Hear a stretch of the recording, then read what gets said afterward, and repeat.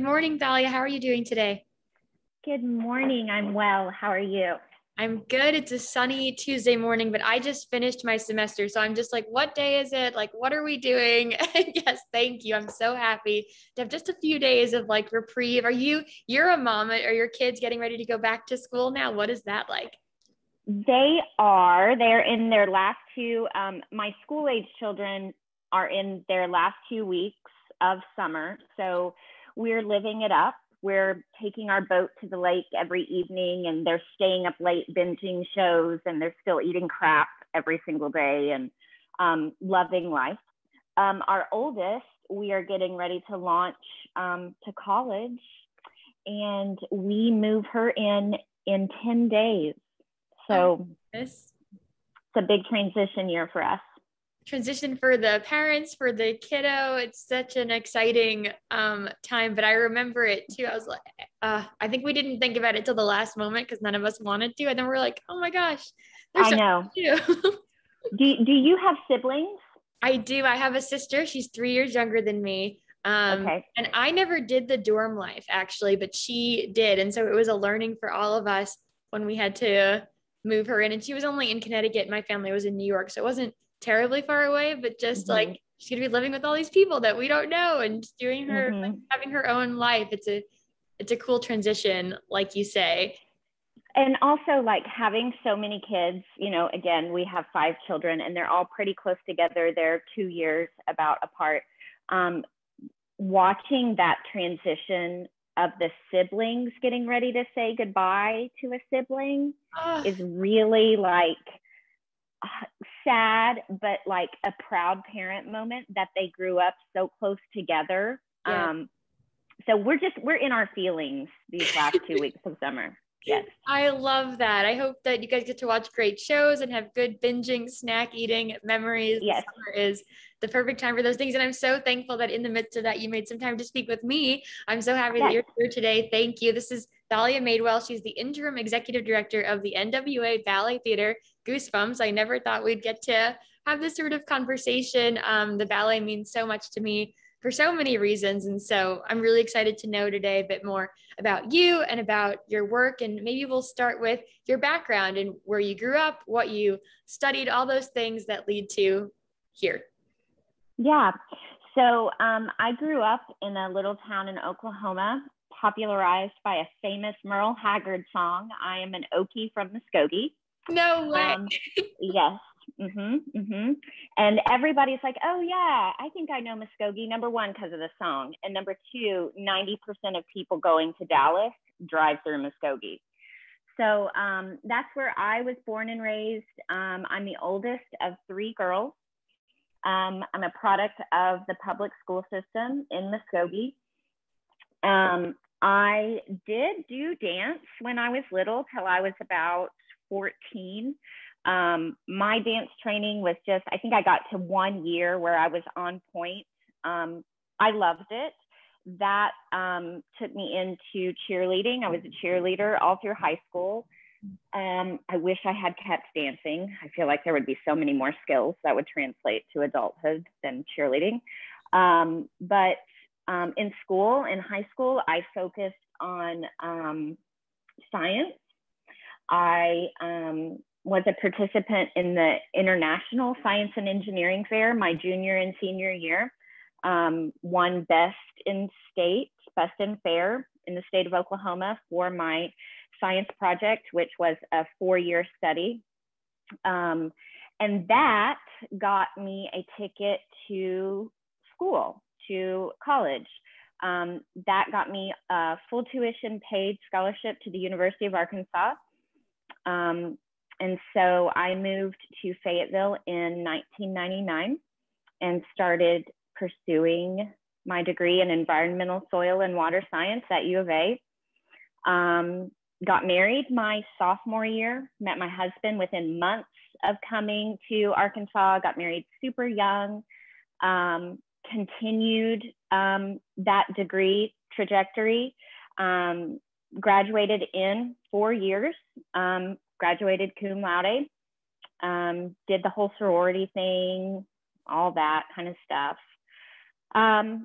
shortly after graduating college, I gave birth to our first child. And I thought when I was pregnant that I would quickly like go to work or go back to school. But I just had a real strong conviction after she was born. I was like, you know, I think I need to like stay at home and take some time. So I did. And one baby turned into 5 babies. And so over the course of 9 years, I gave birth to 5 children. And I stayed at home with all of them. I actually homeschooled all of them until 3 or 4 years ago. And then we started launching them to public school. That is when I started thinking about what I wanted to do for a career. I had kind of supported my husband for 15 years in his career, and he was doing really well. And, you know, we were starting to launch the kids out from home, and kind of just was thinking, okay, well, maybe I want to do something. I have skills to share. And that's where this position with the ballet just kind of fell in my lap. That whole time I was raising children, I always held leadership roles and actively participated in several different nonprofit organizations with several different missions. And so I feel like my skills, that provided an arena for me to like keep my communication skills sharp and writing skills, and, you know, stay on top of current events, and serve, you know, outside of my home. And so that's kind of where this position with the ballet started. I started volunteering at the local classical ballet academy, and that turned into like an FTE position. Like I was volunteering 40 hours a week. And that ran really parallel with the professional company growing and getting their first round of significant funding from a grant. And it seemed really natural to the executive director at that time that they bring me on, just because I was so rooted in the school that's associated with the company already. I actually tried to turn it down several times because I just didn't feel like I was qualified. You know, I reminded them, I was like, I'm a science degree. I have no idea about professional ballet. But it was only a 6-month project. It was only a 6-month grant. And I thought, you know, I'll just try it. If it doesn't work or they don't think it works, it's 6 months. We killed that 6-month project. We're quickly awarded another 18 months of funding.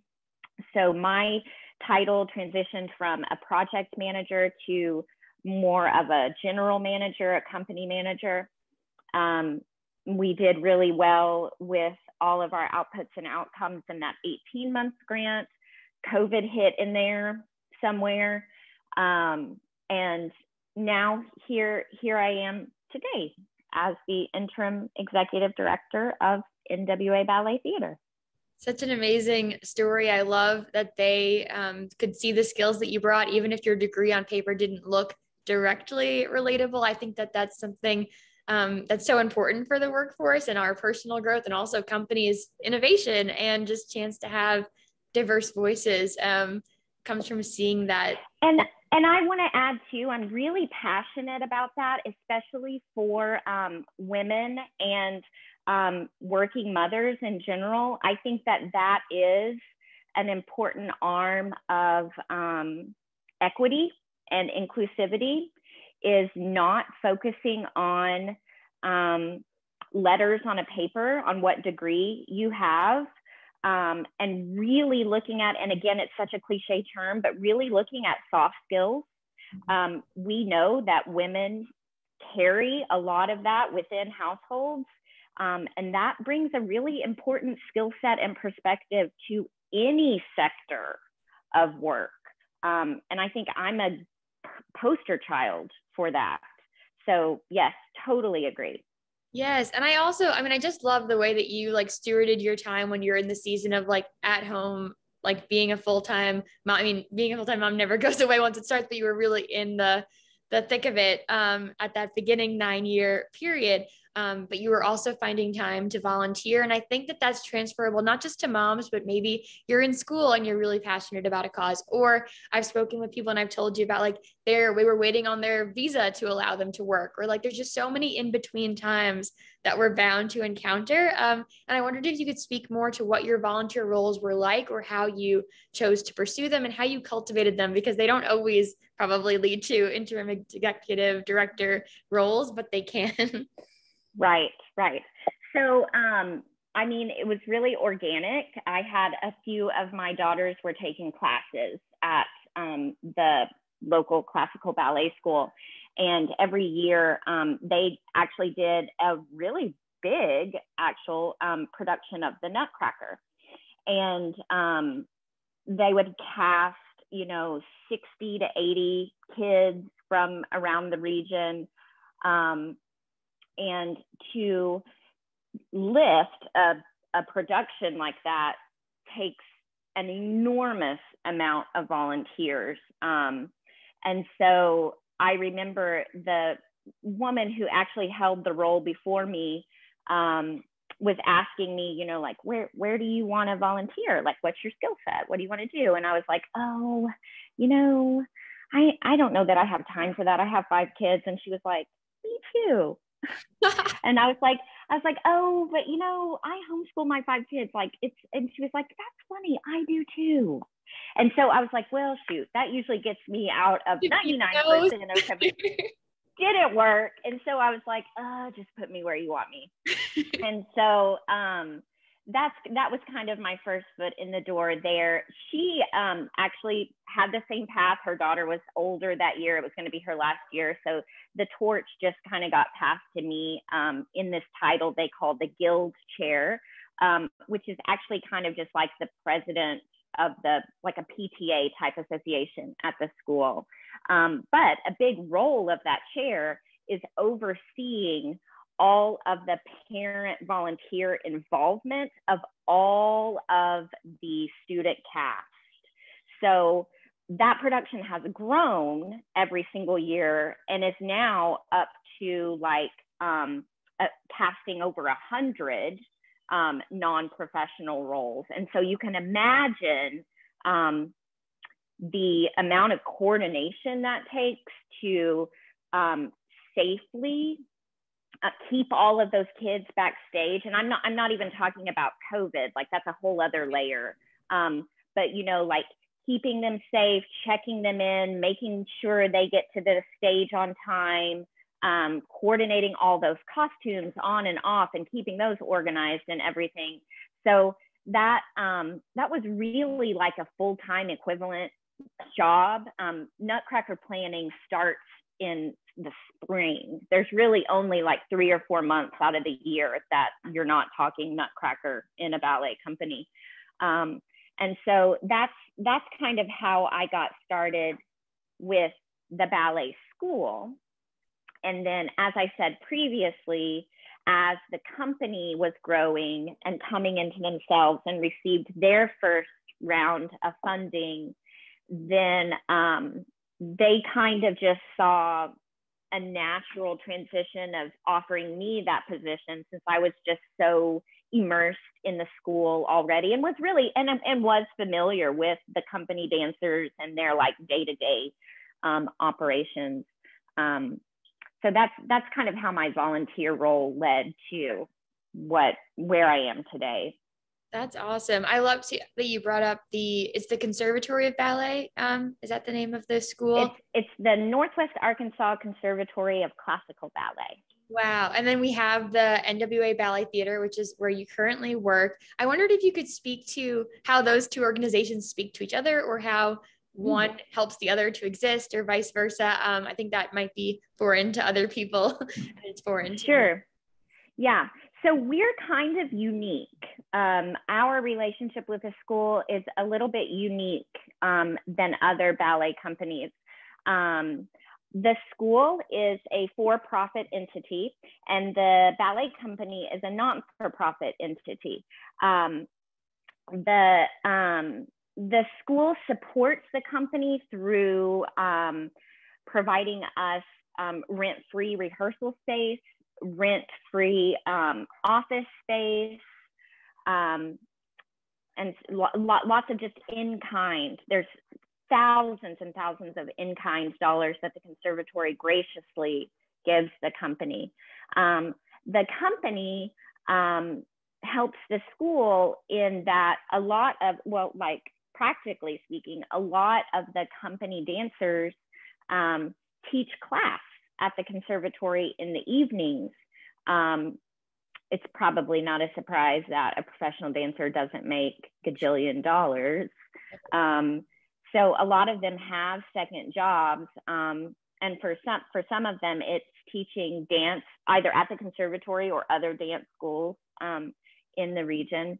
And that in turn bolsters the conservatory's program because every single teacher at the conservatory since its founding is either degreed in dance, they have a collegiate degree in dance, or they have or are a professional dancer. So it really stands, you know, like makes the conservatory stand out among dance schools in this region. And they use an internationally recognized syllabus too. For a lot of other ballet companies, I would say most ballet companies, most traditional ballet companies are associated with a school. They have a school arm of them. For a lot of them, I think the school is also nonprofit. And so the company receives those monies that are generated through the school and lessons and all of that, and that contributes to their budget. We're a little bit unique in that that's not how we are set up, but it works for us. Yeah. I love the mission of the NWA Ballet Theatre. As you know, I did a school project on it, so I got to learn a lot about your organization, and I think it's very admirable that they try to create to make Northwest Arkansas a destination for ballet, to really put us on the map in that way. And you too have explained that you're passionate about ushering this expansion of professional dance and performance art in this region. And I wondered if you could speak to what is the market of performance art in this region and why is it so essential that the ballet theater is here? Because a lot of people might be watching from other places. Right. Well, I mean, anybody remotely that's familiar with Northwest Arkansas that hasn't been living under a rock since 2011 knows that Northwest Arkansas is now it's a major arts destination. We have, with Crystal Bridges, with the Momentary, tons of world-class visual art in this area. In Washington County, we have the cornerstone of Walton Art Center. You know, they have been around for several years and bring in world-class performance art, specifically musicals, theaters, concerts. They do some dance, but, and even this was backed up by a study I think SMU did, saying, on our region in particular, saying that we do lack access to performance art in this area. And more than that, geography or proximity to art really dictates attendance. So people are less likely to drive, 10 miles or 15 miles or 20 miles to a performance art opportunity. And so when we look at that, we are still and have been the only year-round professional dance company in this region. And so we fill a crucial niche in this arts ecosystem.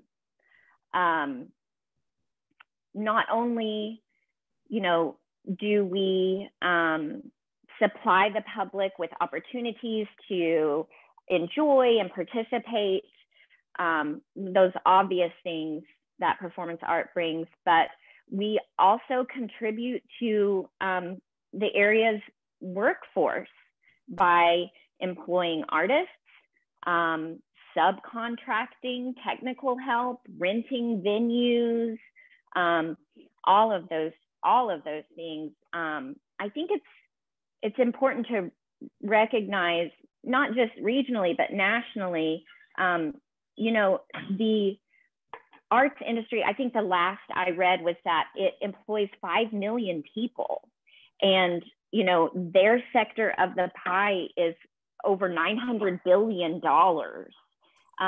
So it's an important generator for any local economy, I think. And I feel like the ballet is a huge contributor to that.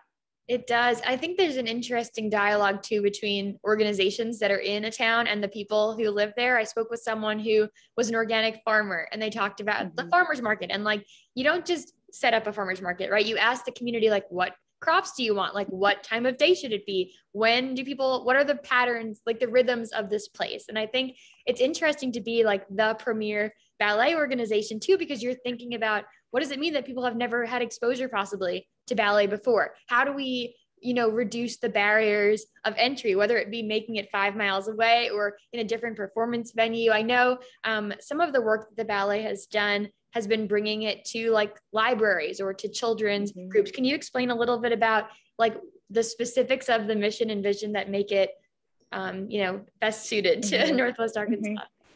Yeah, I feel like access is a real hot term right now, and I am here for it. And NWA Ballet Theatre has always prioritized access. We had a program called Backroads Ballet, where we brought ballet to more rural communities, breaking down some of those proximity barriers. We have always shared our art in easily accessed spaces that are free, like public libraries, like festivals, like schools. We really believe in bringing the art to the people, especially young people. So that's always been a priority of ours. And you and I spoke, Kara, about a study that we're launching actually in the next month, asking our community, because we never really have, I don't know that it's been customary for dance companies or any performance art to really ask their community, what do you want to see? How can we better serve you?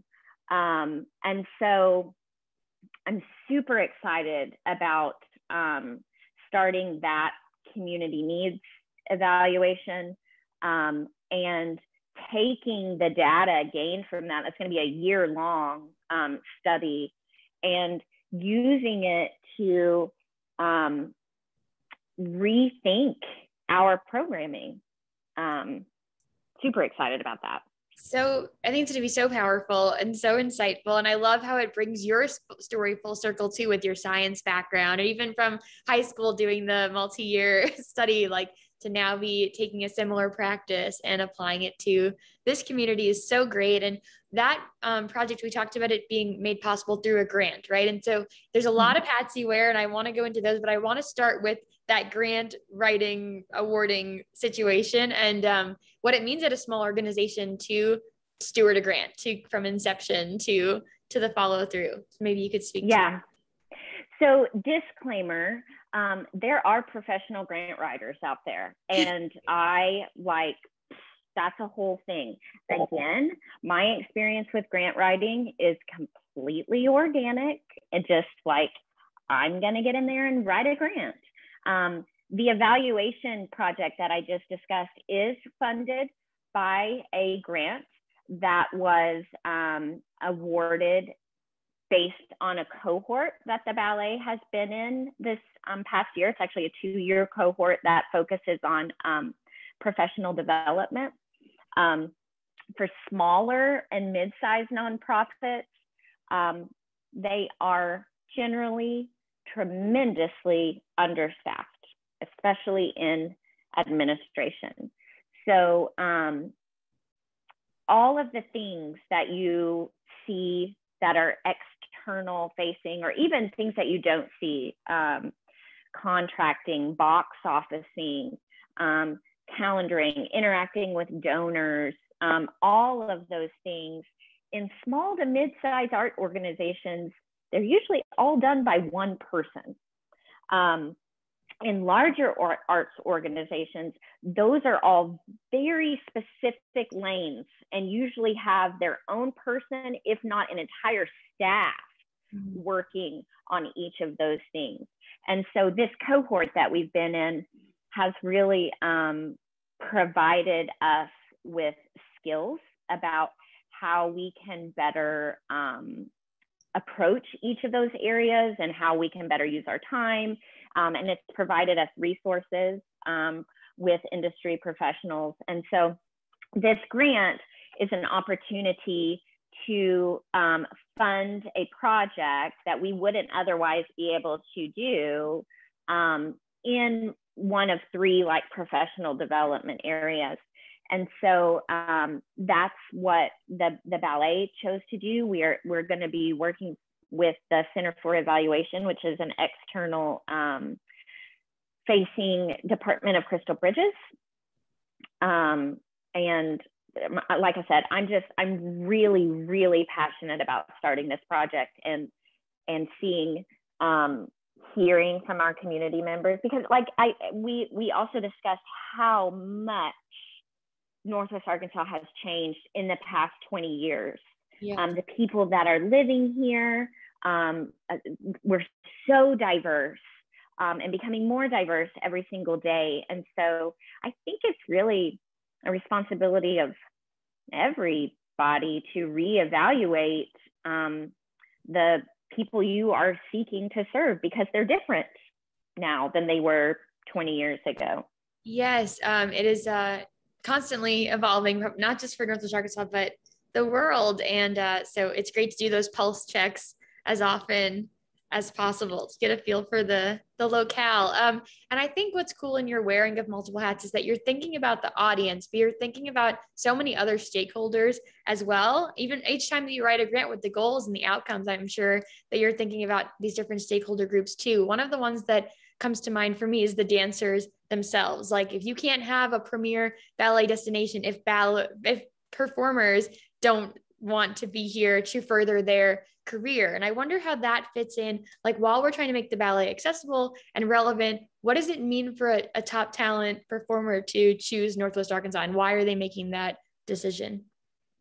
Well, of course, anything that I say is going to be not from a place like, again, I'm not a professional dancer. I can't speak to that specifically. So I would encourage you to ask them specifically. But however, I have heard them say, and heard artistic directors speak to dancers. I think dancers choose contracts with companies for 2 reasons. Probably first is pay. Artists pay. We're always fighting to have artists compensated for their work. Exposure doesn't pay the bills, everybody. So anytime an artist is rehearsing or presenting a work, they need to be compensated for their time.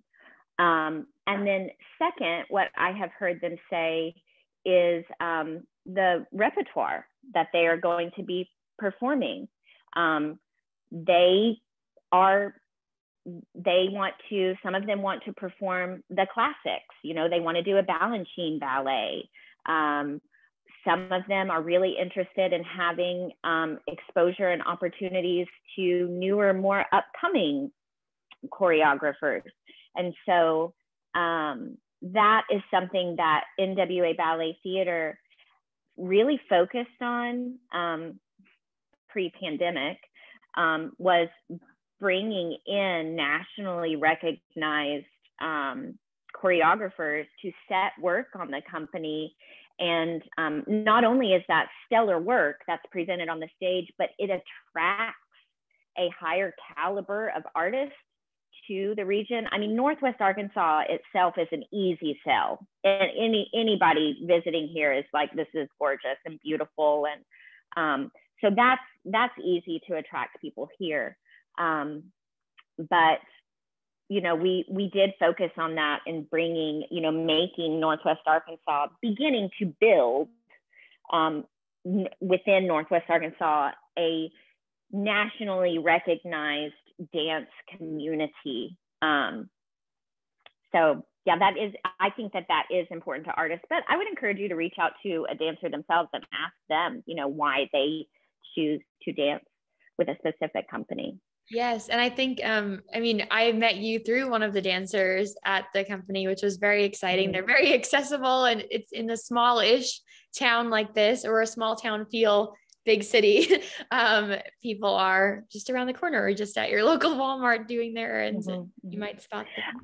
You know, I will say too, that while it is important to build this like nationally recognized space for dance, I think it's equally important to have an accessible pathway for local dance students who are interested in this vocation to get on. We have an equal number. I mean, we have contracted dancers from Paris, from New Jersey, from Florida, from Washington, from Arizona. I mean, literally the four corners of the United States. They have moved here to dance with NWA Ballet Theatre.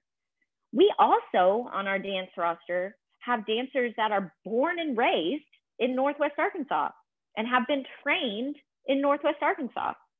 And I think that that's equally important, to recognize those dancers and the dance students locally, regionally, to provide them this like vocational pathway for dance. So I feel like it's important that I said that too. Yes, I think it's hugely important. And I'm optimistic that we see that trend in different parts of the arts in Northwest Arkansas, creating residencies for local artists and showcases for them and different engagement opportunities. So to see that NWA Ballet Theatre is part of the same fabric and belief in our local people is very encouraging and very good. So we talked about a bit of the macro level of what it means to acknowledge the dancers and the audience and the patrons and everyone. But I think it's been really cool. Even in the past week, the performers put on their own work, completely choreographed, instructed themselves. And I wondered if you could talk a bit about these innovation opportunities for the performers, or the projects that the theater does along the way between these big performances. Yeah, so last week we released a part of our series. The series is called J Street Creations. Our studio is located on J Street. So J Street Creations, Dancers Making Dance. And the impetus behind this series is that the dancers themselves, the company dancers themselves, have an opportunity to choreograph or create work on their fellow company members. So they create a dance, they choreograph a dance, they cast it, they decide who's going to be in it, they decide the music, they decide the costumes, they rehearse it, they perfect it. Once that is set, then they have to think about, well, how is this produced? What are my lighting cues going to be? And so they have to work with a lighting designer to get their lighting cues in. We also have them think about marketing.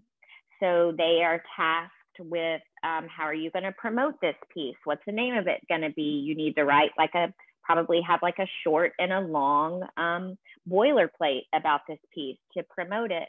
In the past, our first premiere of J Street Creations was actually done in person and was a huge success.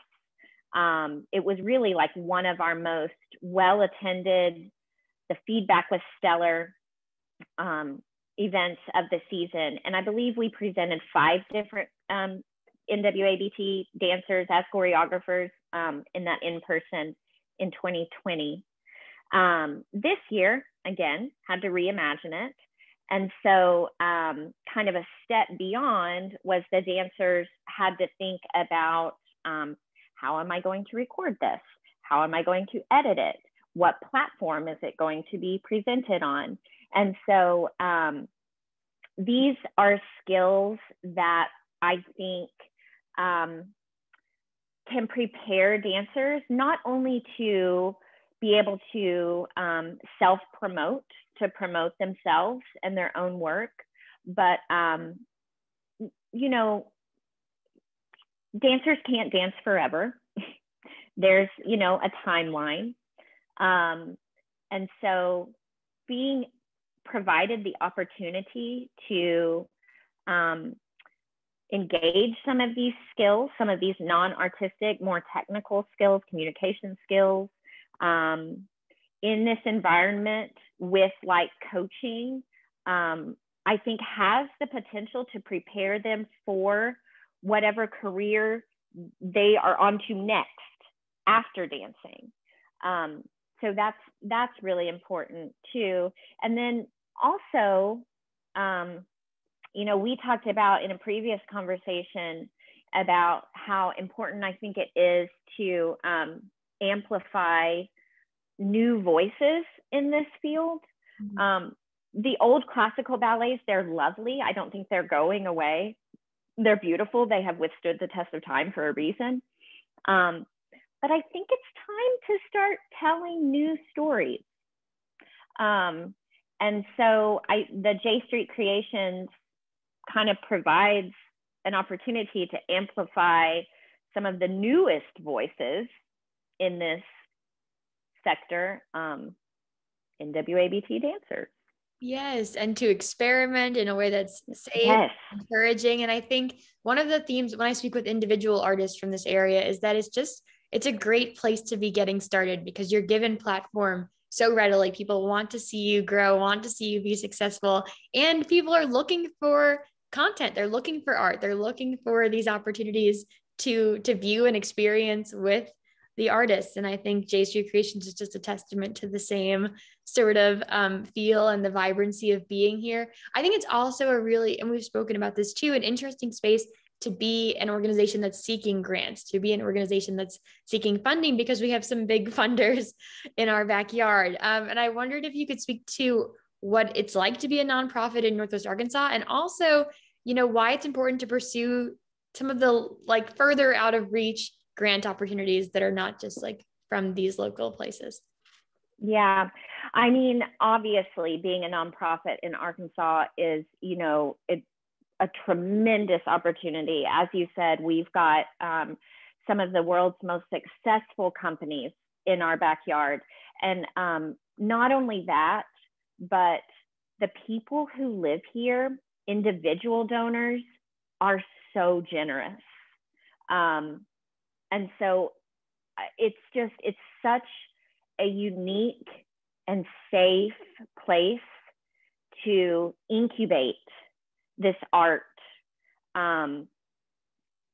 You know, people invest in it, companies invest in it, individuals invest in it. And so it's a really special place to be a nonprofit. That being said, although we have readily accessible opportunities to receive funding from said companies and individual donors, I think it's always important, and NWA Ballet Theatre is learning this in real time, to diversify your funding. You never want any one entity, you know, to be 60, 70, 80% of your budget. That's just, you know, like that just doesn't make economic sense. And so I think it's important for nonprofits to diversify that. However, I've been, in reading about that, you want to do what works.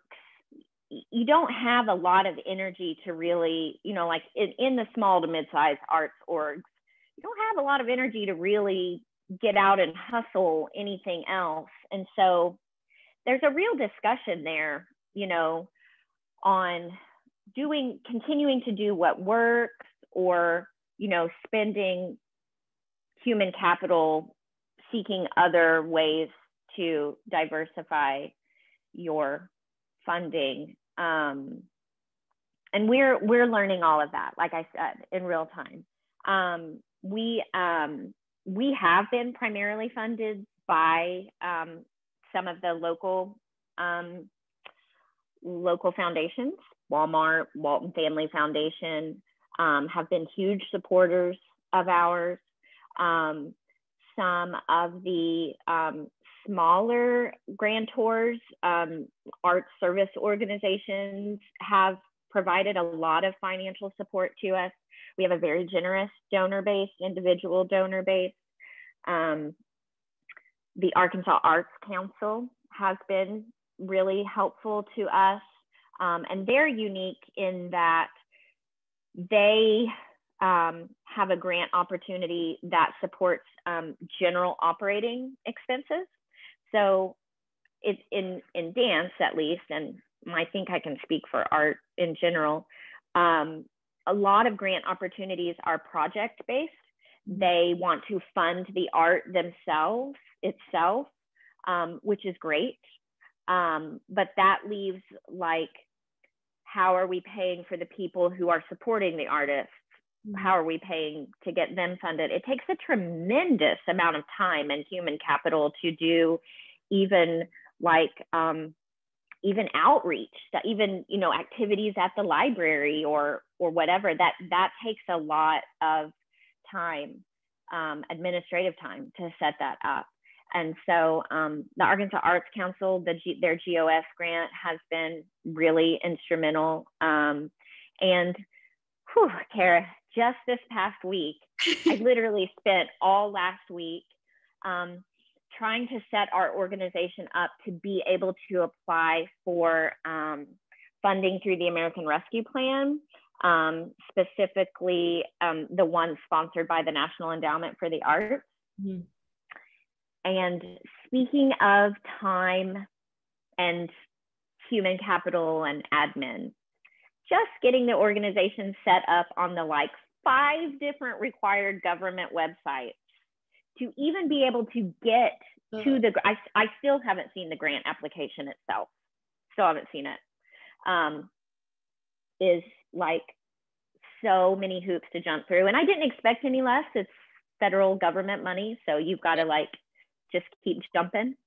But that particular funding opportunity, we're so excited about and so hopeful to get, because it will support artist salaries, not just the project that they're doing, but artist salaries. It'll support administrative salaries. It even has the potential to support, this doesn't apply for our organization, but rent. So companies that have been struggling through the past year that are literally not making anything on ticket sales because you can't. Yeah. It will, bridge some of these things. And it's a significant award. So just the past week, I have another grant on my plate that I'm trying to get. Oh, gosh, they really make you earn your way through it. But I guess it's to steward a lot of money for a long time. So it's all moving the ability. But I think the recurring message for me in what you're saying about selecting these grants is that it takes intentionality. So you're not diversifying for the sake of diversifying or because it works for 72 other groups. It's because it meets your need for operating costs here and your need for performance costs there, your need for salary there. And so it's, you're having to, like you had said, wear a lot of different hats and choose how you spend your time wisely. And if it's to pursue 100 grants because it sounds like a good idea, but there's no reasoning other than that it sounds good, then that's not going to be a fruitful or worthwhile use of your time that could go towards other parts. Right too. And also looking at the fine print of a grant. Is it going to require a match? Does it like there's a lot of other different requirements in a grant that before you even think, oh, well, this would be good for us, it might look like it would, like we would qualify or be eligible on the surface, but then, maybe the timeline doesn't work or whatever. So like I said at the beginning, I mean, there are people that do this professionally, like they write grants professionally, and I can totally see that. It could be a full-time job. Yes. But it's not your full-time job. It's part of your full-time job. It's part. So it seems like it's a big chunk of it right now, possibly because of just the state of the world and how the trajectory of the NWA Ballet Theatre is going. But I wondered if you could touch on some of the other hats you get to wear with like donor interaction or venue relations and, just the skill sets that you've been really honing in this place. Yeah. So when I'm not writing grants, I think that communications and marketing takes a big chunk of my day. And I say marketing not in like a graphic design standpoint. Yeah. Zero. I don't do that. But marketing in just like communicating with our patrons about our next performance. I spend a lot of time in our CRM, just kind of, organizing that, who's donated, who's it time what to ask that? again. Sorry. What's a CRM? What CRM stands for, I knew when I said that. I was like, wait, I see an acronym. I spot an acronym. Yeah. Customer relationship management. So it's this big piece of software where almost everything that hits an inbox, that gets a payment, all of it flows through here. So it's a lot of data, basically. Ours has a separate component to it, which is kind of like where we keep all of our email lists, where we build email. So I guess there is a little bit of design that goes into that. It's where we generate our social posts from it. We keep track of, we run financial reports that have to be turned in, at the beginning of the month. It's new to us. We've only had one for about a year. I explain it like, whereas in the past, I just kept up with all of that in spreadsheets, which works to a certain point. But I explain like getting into the CRM as like, it's this Maserati that I have that I've really probably only got into like second year. Again, in bigger organizations, there are people that their job all day, mostly development people that work in development. They just live in the CRM all day, and that's their computer screen all day. So that's one thing that I spend a lot of time doing. I keep the company's calendar. So that is like scheduling rehearsals, scheduling when they're doing outreach events, keeping track of the dancers' work schedule. So once dancers go back on contract, all of our dancers are off contract right now. They're not in the studio. So keeping track of like, well, this dancer has to leave at 4:30 on Mondays and Wednesdays because they've got their second job, and, like trying to, in conjunction with the artistic director and the rehearsal director, trying to piece in, okay, well, these two people can work on this piece at this time, and then this person has to go. So keeping our calendar is really important. Another layer of that calendar is the administrative calendar. So those are just all of the meetings that I take with you, with, our evaluation team, all of that. So keeping that calendar. I do a lot of contracting. So when we are in a venue, working on either, if we're being presented, then they give us the contract and we read through it and make sure it's okay. If we are seeking the venue, if we're paying for the venue, then, working on the contract from that perspective. I do all the artist contracts, all the visiting artist contracts. I spend some time doing HR stuff. We have some work comp claims. Dancers inevitably get injured doing their doing their art. And so there's work comp claims that have to be worked through. Since COVID, that's a whole other layer of HR that, you know, temperature checking, keeping data on all of that. If we have a dancer that's symptomatic, you know, trying to figure out, well, who needs to quarantine, who were they working with, all of that. With the artistic director, have been forward facing on media promotion. So that might be like speaking with a newspaper representative, or going on a morning show or something like that. When we're in production, you know, all of that is going on, plus coordinating all of the behind the scenes things that need to happen. So coordinating with our costume mistress, making sure everybody's costume is done and transported and cleaned. And we have a special floor that we have to transport to any venue that we dance in. So, you know, getting that there and cleaning it and storing it. There's just like so many. Yeah, just a few. Just a few. Just a few. And in the midst of all of that, like, you are one of the best communicative, easiest to reach, kindest professional people that I've ever worked with. And so I wonder if you have any, like, is there, do you like to love your e-calendar? Like, is there a tip or a trick that you would share that's like essential in making sure you know which hat to wear when, and that the hats don't drop? Like, what would you share? Organization is key. I mean, that's not just in this role as interim executive director. That's like just in mom life, in student life, in anything. Organization is key. I live in the Google suite. I live and die there. My Google Calendar, you know, I have all my work layers, and then I have all of our like personal household layers. Yes. And it's easy to share that with the people in my house. I love, even, for example, when I'm working on a grant, I do it in Google Docs.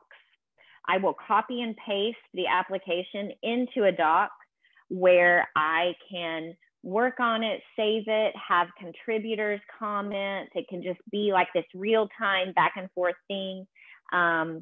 And then it's always there too. So I think that, does that answer your question? Yes, like, I think Google Suite is just like, it is like superhero. It makes the world go round. It is. I just no hate for people that are, you know, Teams and Office 365. That's fine. But really, I'm just like, oh my gosh, do it in Google. Like, it's just, it is the best. So much better. Yeah, no, I'm a fan, and I appreciate you sharing that is what works for you too. It's very affirming.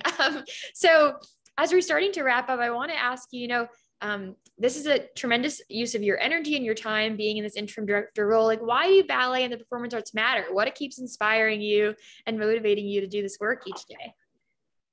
Well, I think all art matters.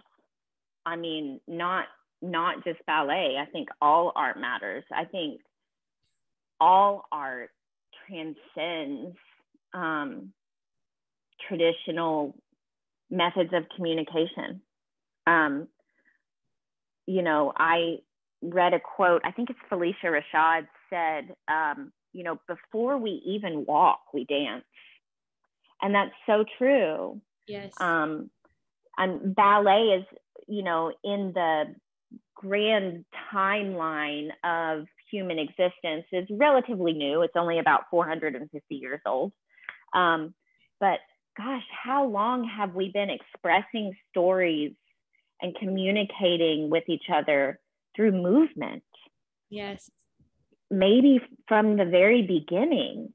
And so I think it's important to recognize that and invest in that and keep it alive. Now, maybe more than ever. Maybe now more than ever. I have been, I think words for me are my primary mode of communication. I love reading. Speaking isn't scary to me. Writing comes naturally.